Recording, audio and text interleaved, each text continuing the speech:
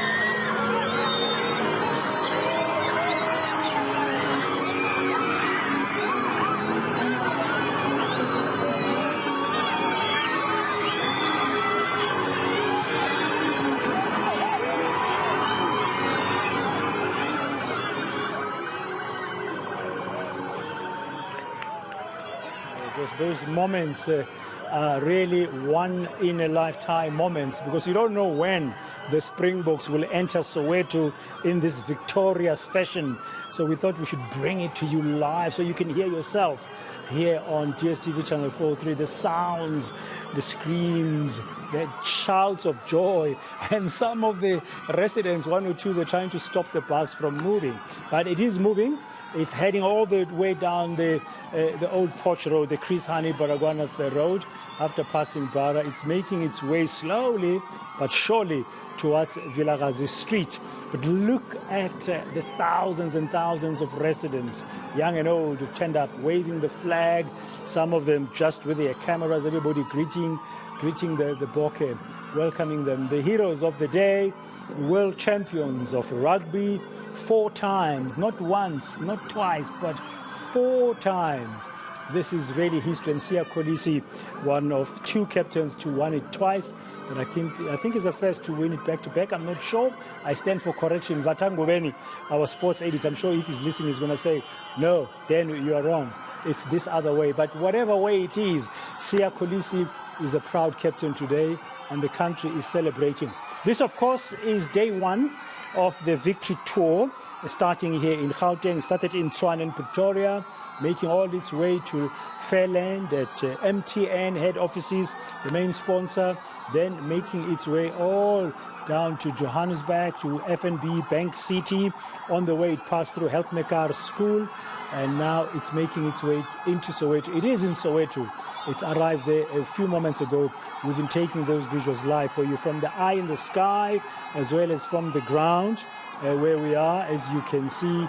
And the celebrations are on. And Sia Kolisi there, sitting at the front, at the top of the front of the bus there, and showing the Sowetans who are celebrating, ululating, jumping for joy, showing them the Webb Ellis Trophy.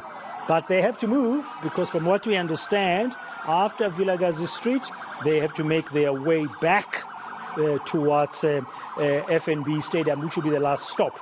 Gareth Edwards, you are there. You can hear me. They're getting closer and closer to Vilakazi Street. What's happening there?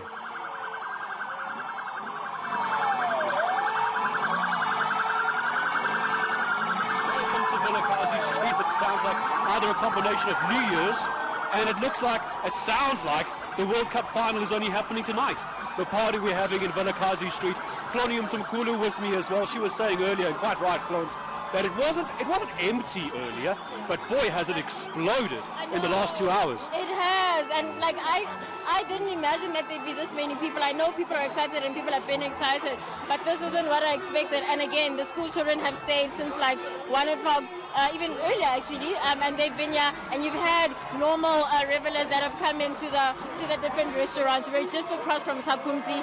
That's what Gwena is showing you. So look at all the people that are here. They're anticipating that the bus is on its way.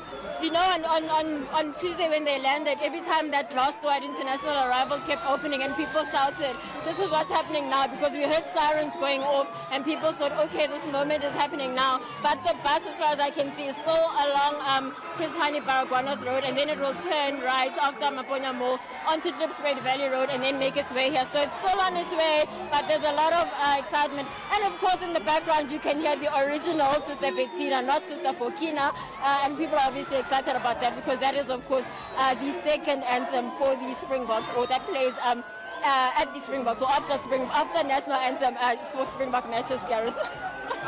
The other national anthem, it seems we've adopted. Dan, even the English and the French were dancing to it. Mendoza, the late Mendoza in Kalakata. So I can guarantee you, just like we had in Pretoria, once that bus makes its way here into Vilakazi Street, let's not forget the significance of the street we are standing in. It is not just a party, it is not just Sakumzi. It is, of course, the father of our democratic nation. Nelson Mandela lived here. Archbishop Emeritus Desmond Tutu lived on this street. In fact, where we're standing right now, not too far away, is the Archer's house as well. So the significance behind this. And let's not for a moment think, Dan Moyane, that it's going to fall on just the players to understand where we are. Remember, it was back in 1995, one of the residents that lived in this street, having fought for democracy, Klonium Tumkulu, was the one to receive the trophy from none other than Francois Pienaar. That's right, and can you believe that was 28 years ago, and we've now had 3 more trophies since then. And just as history, we thought with John Smith that was a big deal with Thabo Mbeki, and then 2019 happened with Siya Kolisi and the President Cyril Ramaphosa being the first black captain Siya Kolisi was, and now you have this 4-time champions, back-to-back champions.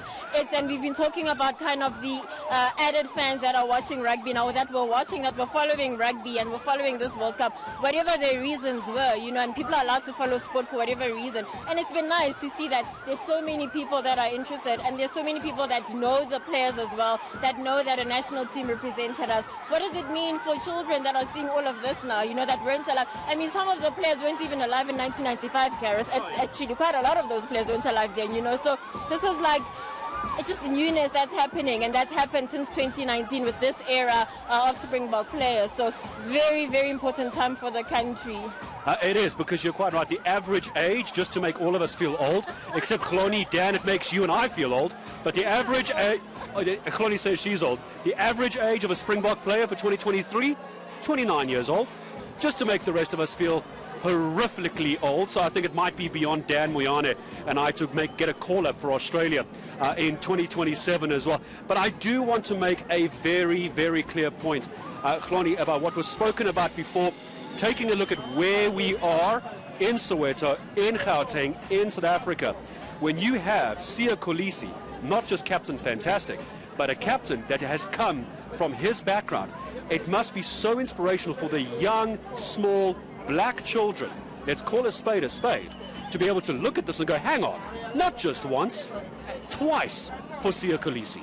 Twice back-to-back, Gareth, twice back-to-back, and that the detractors that were there when he was made captain, and there've even been questions even now just about should he be in the team, is he really good enough and all of that, but he has proven himself, and he's proven just what can happen when people are given a chance, and so many of the players have been given a chance, and they've shown that they can play, and there've been all these questions about players, should they be there, should they not be there, and all of these questions about quota players as well, and that long-running story about in South African sport, but it's just shown that when people are given an opportunity, they make use of it, and you can see what happens. And it is so important. Soweto doesn't just represent Soweto, but it represents Tembisa, it represents Eldorado Park, which is not too far from here, Lenasia, it represents Manenberg, Gugulethu, anywhere else where you find that kids are living in the township, in previously disadvantaged areas, where they don't go to schools, where there is rugby, where there are facilities, where they can play and they have these opportunities. But when you give them the right opportunities,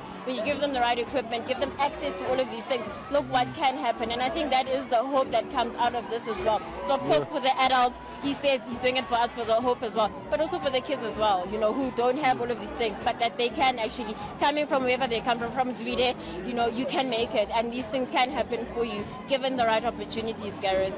Yeah, absolutely. If you just joined us, a very good afternoon. It's 20 minutes away from 5 o'clock on what is... Yes, Dan, go ahead. Yeah, if you can hear me, just to position you, they've just turned into Klip Valley Road along the route of the Rea Vaya, and they are approaching Mansfield Hostel. The next turn will be towards Vilakazi Street. So I expect from the visuals I'm seeing, they are now passing Pimville, they are heading towards Mansfield Hostel, and after that roundabout, the next one will be turning towards Vilakazi Street. So in another 5, if not less, they will be there at Vilakazi Street.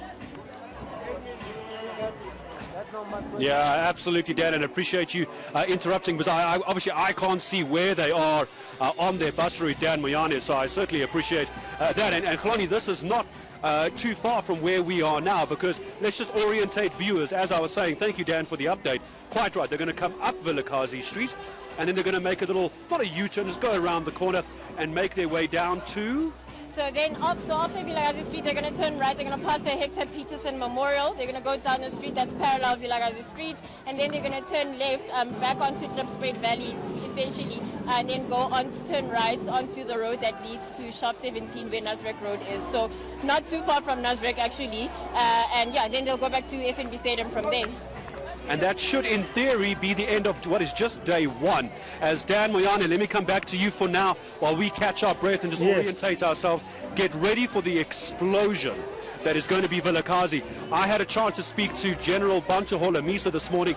Boy, was I getting a history lesson in rugby. He took me back to 1992. Dad, I was 12 years old.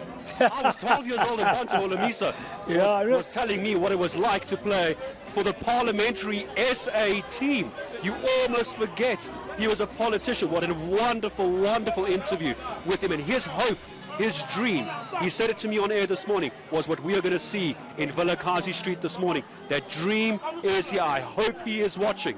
He called this. He called Vilakazi Street as the Springboks with Siya Kolisi make their way here, Dan.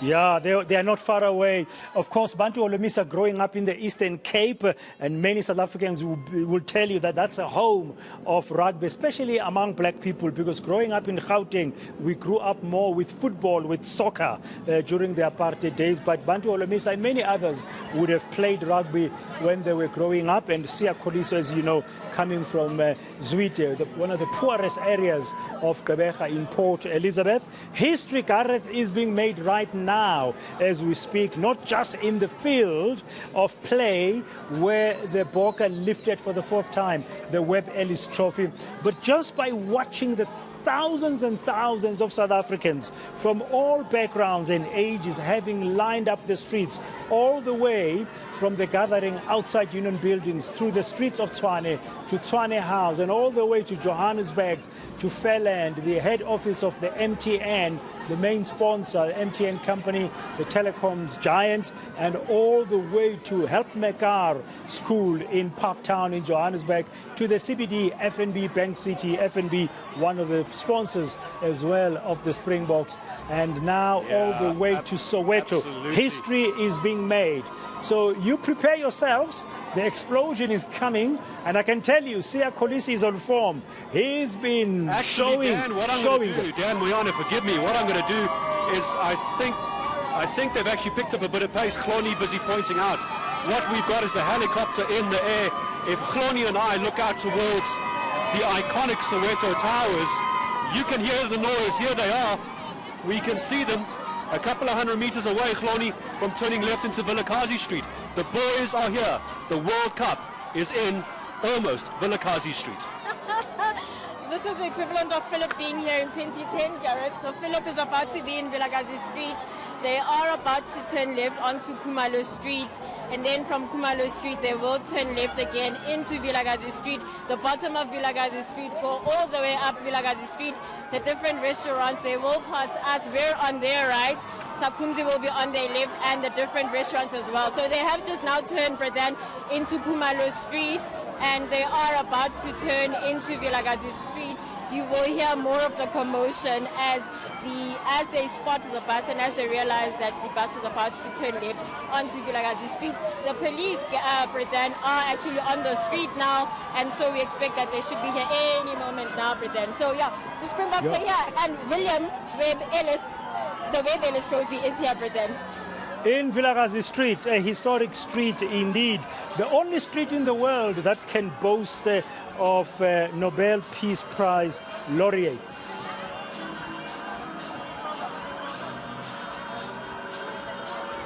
And now, not just the Nobel Peace Prize laureates, Dan, quite right now, we have a World Cup for a second time making its way up Vilakazi Street. You are about to hear Soweto explode. You are about to hear just outside Zakumzi. Let's leave you with this. Let's take a listen to the response and the welcome for the 2023 Rugby World Champions. Here is Vilakazi Street.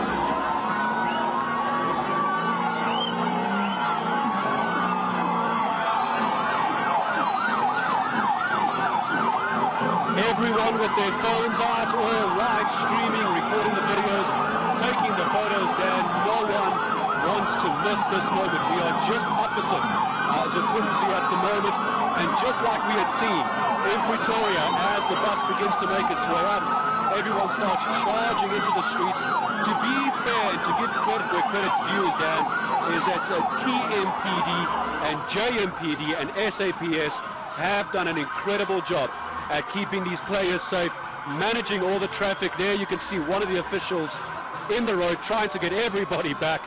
Here comes the first Metro Police car as well. Soweto is ready to welcome their heroes. It was less than a week ago.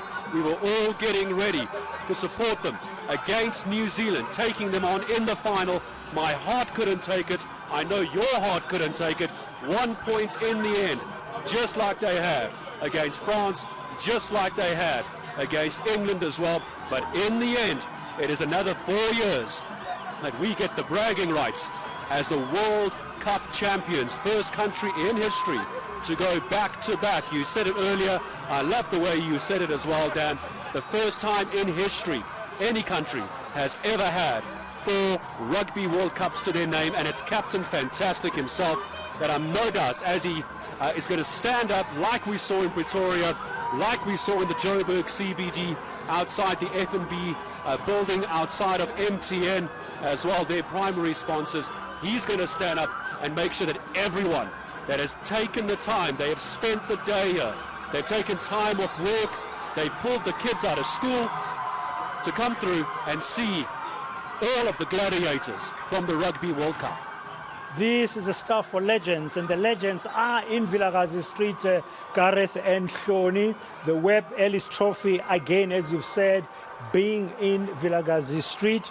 And this is the climax of the entrance into Soweto of the Victory Tour. We saw the thousands and thousands of residents already all the way from Baragwanath, Chris Hani Baragwanath Road, all the way past Maponya Mall, the streets being lined up right up to this moment here, this glorious moment of celebration by the people of Soweto as they welcome Siya Kolisi and the team and the other officials of the Springboks as they celebrate a moment in history. You don't get such moments often in a nation's history. It's very rare. And what a beautiful moment that proves once again what we've been told by leaders like Nelson Rolihlahla Mandela, that sport can unite. Sports does unite. I mean, from across the board. And what rugby is doing for us at this moment, what the Springboks have done for us at this moment, it's something that will be told for many more years to come. Hopefully, Gareth, we can bottle this spirit to be able to help the country move forward in a great way.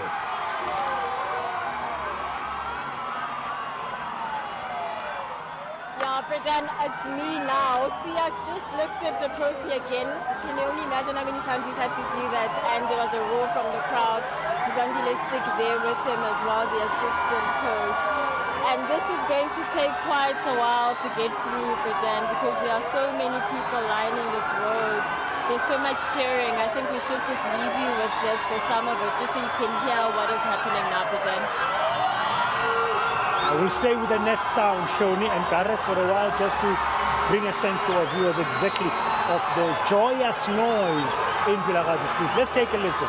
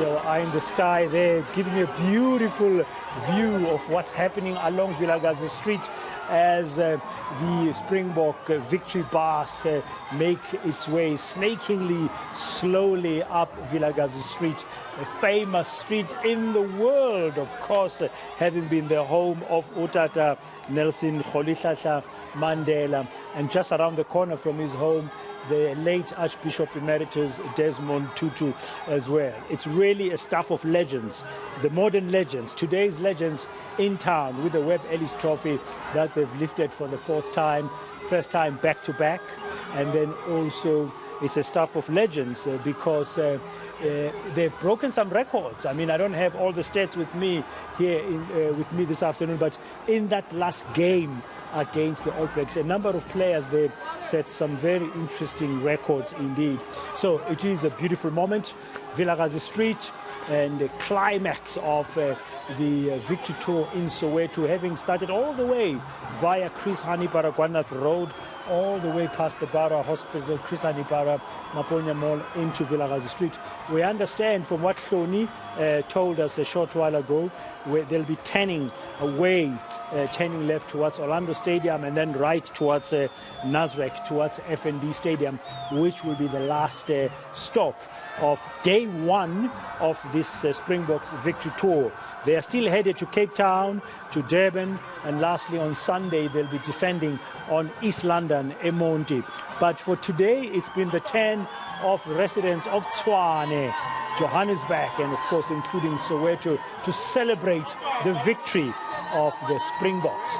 And that's another bus, the second bus rather, carrying the champions. These mostly will be the staff members, you know, the people who support the team, those who are behind the scenes, making sure that everything is working smoothly so that Siya Kolisi and the team can focus on what's happening in the field on the game. It's a beautiful view there from our eye in the sky, looking over Soweto. Slindelo Masigane is up in the sky, and they've been following this victory parade from Tshwane since early this morning. Look at that beauty, beautiful shot indeed. And the moment down there is a moment of celebration. We could hear the screams and the shout of joy by Sowetans of all shapes and sizes, ages, backgrounds, all of them united by the Springboks to celebrate this moment, an uplifting moment indeed. I mean, this is really a stuff of legends. Never happened before in the history of rugby, in the history of the world, that a country has won it 4 times. Well, yeah, we're basking in the sun. We're celebrating. It is the moment, and we have every right to do so. It does not mean that we don't have problems and challenges. Of course, those are there. But there's something here that we should all take out of this in our own little corners, wherever we are. We can be champions as well, doing our little bit to improve the lot of our country. There's the Vilakazi Street. We'll keep with those visuals. I'm hoping, Shoni and Gareth, you're still with us and you can still hear me. I wonder what you can tell us, what you can see from where you are as the bus has snaked its way up and heading towards the Hector Peterson Memorial that's on the main road there in Orlando West. Yeah, pretend that was some sights to see. All of those fans, once the bus had passed here, they were going up with the bus, and I think some of them are still going up Hector Peterson Memorial with the bus. Pretend there is another bus that's coming through here, the Pets Party bus. Pretend that's also here. It's a very good day to be a South African and a very good time to be a South African. And all of the friends and the family of some of the players, they're also here, and all just the people around them, they're also on this bus as well. So there is there's still festivities that are happening here, even though the Boks bus itself has already passed by. There are still a lot of people that are still here going up and staying around Vilakazi Street, Pretend. And so, yeah, we'll have to see if we can catch up with the bus maybe later on. I know they are heading off to FNB Stadium now, where they will be meeting with the Joburg Mayor, Kabelo Gamanda, and doing a walk around the stadium as well as they wrap up this first leg of that 4-day Boks tour, Pretend.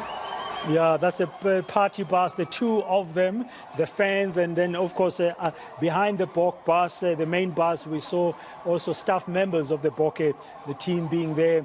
Wonderful moment indeed, indeed, Hloni. A moment not to be forgotten. I mean, for many of us, this might just happen once in our lifetime. If you are lucky enough, you may have been on a victory parade in 2019, 4 years ago, and that was before the pandemic hit the world. But we had celebrated, of course, from Japan, and now this is our moment. This is more special, I guess, than 2019 because of many reasons, but particularly by the way they got to the final, the way they had to really have a difficult journey. They played some tough games, Hloni, leading up to last Saturday when they beat the All Blacks 12-11. Yeah, that's right. You know, Brittany, I was actually thinking that if you look back to 2015 when we lost against Japan in Brighton in England and how devastating that loss was. And then 4 years later to then win the World Cup. And SA Rugby President earlier this week, Mark Alexander, was it today, when he said that actually 2019 was a bonus. They were focusing on winning 2023. But to now be in a position where you've won both 2019 and 2023 after the horror of losing to Japan in 2015, it's just such a big and a huge turnaround, and just a testament to what can happen when, you know, all the right things are put in place and the work is done. But just speaking to that road to the final, you know, the group that we were in with Ireland, that was always, and Scotland as well, that was always going to be, you know, an interesting group, the group of death, a very difficult group to come out of. And when we lost that match to Ireland, you know, you wondered what was going to happen from there. But actually then it put us against France in the quarterfinal. We were all very panicked, or our hearts almost stopped with that match, with that 1 point win. And who knew that the following week it would be another 1 point win, and then the following week after that to get in the final. So it's been a very tough road. A lot has been said about the opponents that we've played. The fact that New Zealand didn't have as tough a road to the final as South Africa had, playing at the top 6 nations, you know, and beating almost all of them. At the time, only Ireland that lost to Ireland. So it has just shown the mettle that they have. It's shown just the heart they also have to be able to grind out wins the way that they have, to be able to hold on as well, Britain, and to be able to do that for 3 weeks in a row as well, Britain. And just to show, and again, you know, the sort of thinking that Rassie, the director of rugby, and the coach Jacques Dienaber had around, so much has been said about their selections, their bomb squad effectively, and the choices that they've made around that. You know, when John Fourie was moved after Malcolm Marx was injured, you know, bringing on John Fourie as your new hooker, and then bringing on Andre Pollard as technically Malcolm Marx's replacement, and just how then Andre Pollard as the fly half won us that match, and just the build up to that final as well, and is kicking there as well. So, you know, it's been just so interesting, and questions have been from other countries anyway, just about Rassie's way of doing things and Jacques' way of doing things, and the way that the Springboks play, the style of rugby that the Springboks play. But at the end of the day, they've won 2 World Cup titles back to back.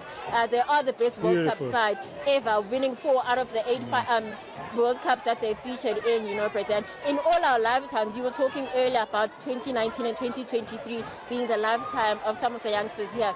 But it's also all our lifetimes from 1995 to 2007, 2019 and to 2023 as well. So definitely the best World Cup winning side in the world, and we showed it just in how we got to that final and how we then beat New Zealand, Britain. Yeah, beautiful. As you speak, the Slindelo is up in our eye in the sky, and they're flying over the Hector Peterson Memorial at this stage. That's where the bus is just arriving. Slindelo, tell us, what can you see?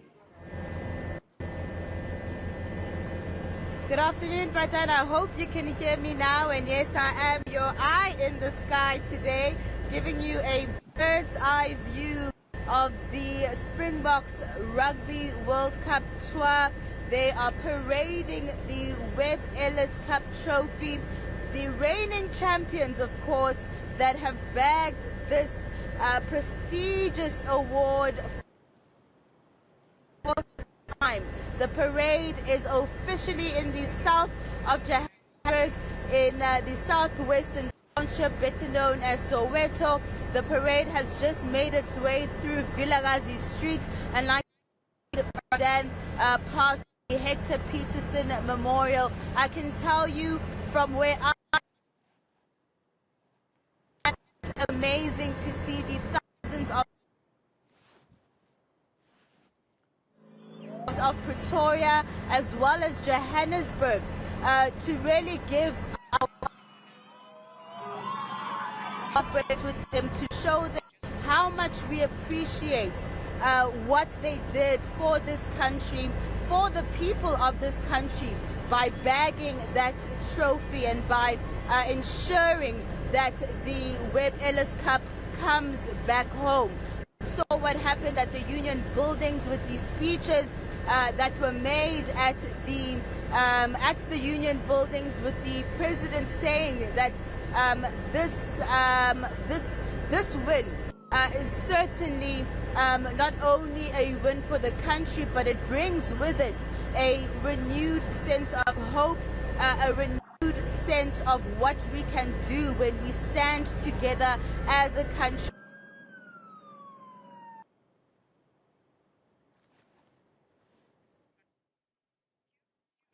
We just lost Slindelo there as we saw the visuals from the eye in the sky.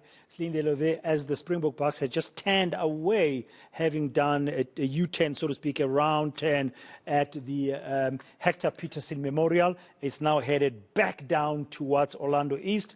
Very soon they'll be turning left on Klip Valley Road in Soweto towards Orlando Stadium, and a few blocks after Orlando Stadium they'll be turning right on that road that will take them all the way back towards Nasrec and FNB Stadium, which will be the last stop. We will pick up with them. Shoni and Gareth have left Vilakazi Street, which is quietened down now.